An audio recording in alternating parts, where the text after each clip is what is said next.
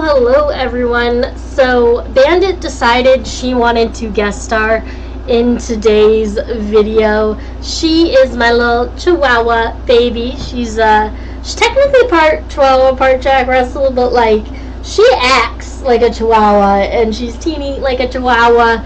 I don't think she inherited much from the Jack Russell side of her family. But either way, we're making a dog video today, and everyone knows if the video has anything to do with dogs, Bandit is the star. She is the boss dog. She is the queen. Her and her alone. Don't tell my other dog that.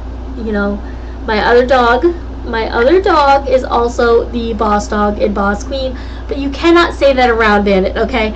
Bandit, Bandit's the boss, okay? Bandit runs this house.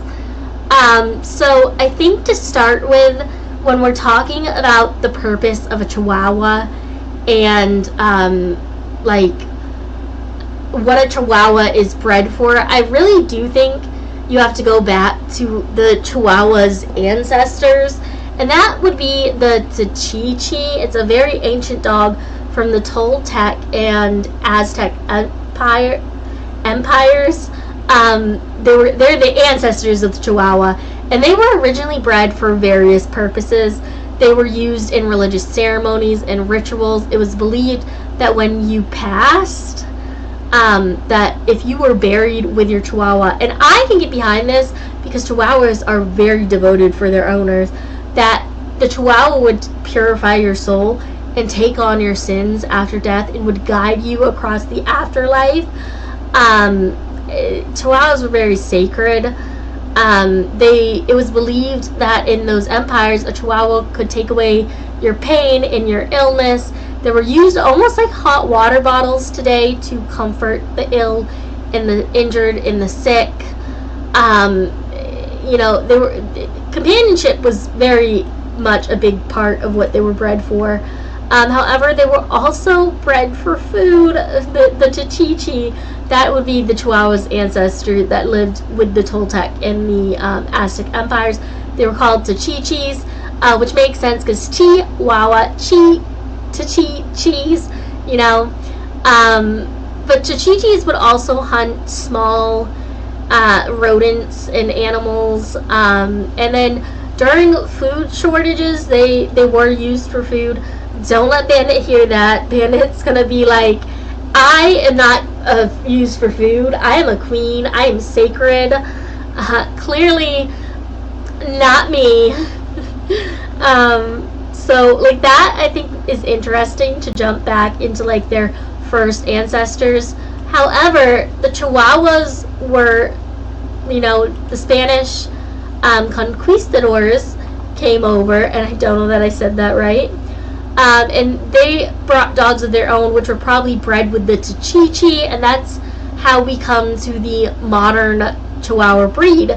The modern Chihuahua breed was first widely recognized in the mid-1800s in the Mexican state of Chihuahua, hence where they got their names for.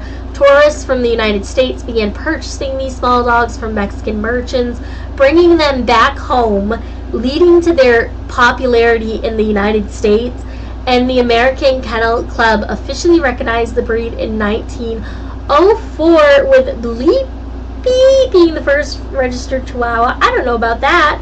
That's an interesting name. I'm not one to judge what you name your dogs for. I mean, I got two girl dogs named Bandit and Lucky. So, like, I'm not judging you for naming your dog Bleepy. I can't even read the name.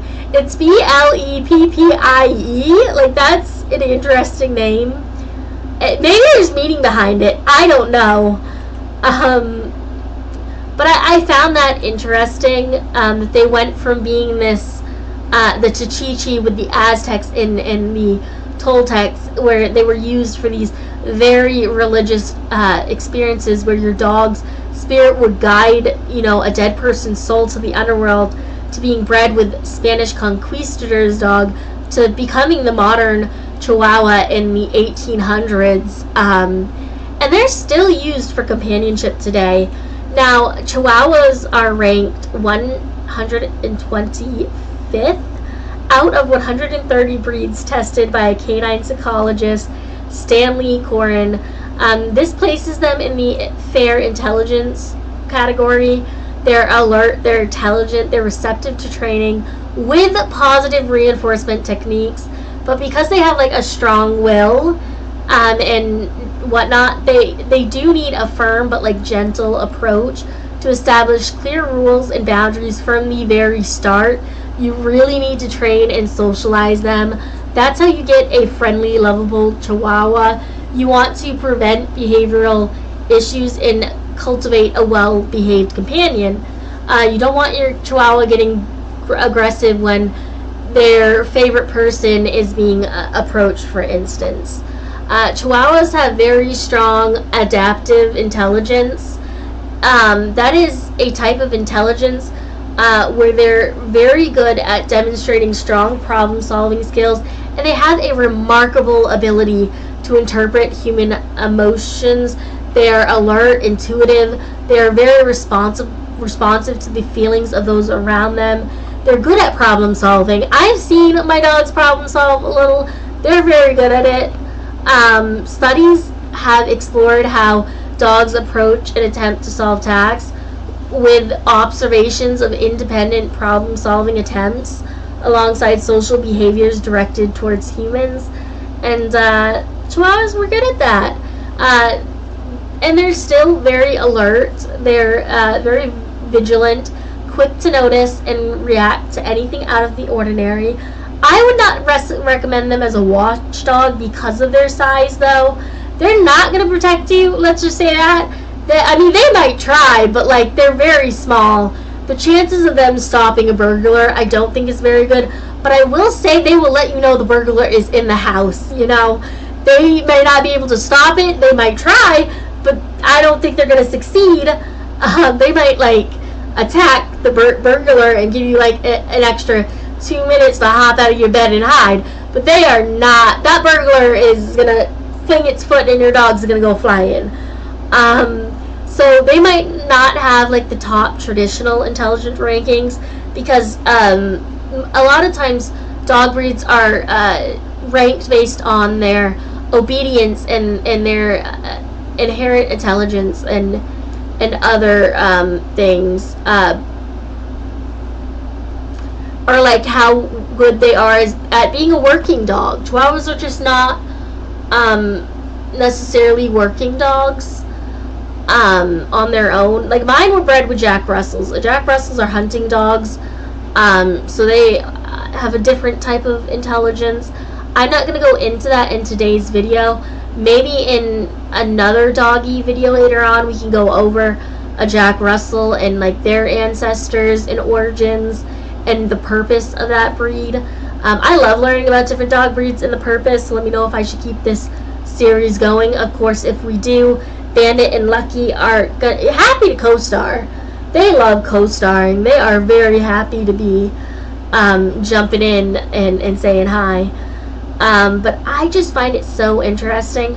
I love looking up dog breeds because I always find out things I didn't know. And so it's very interesting to find out like who the ancestor of the Chihuahua is to me.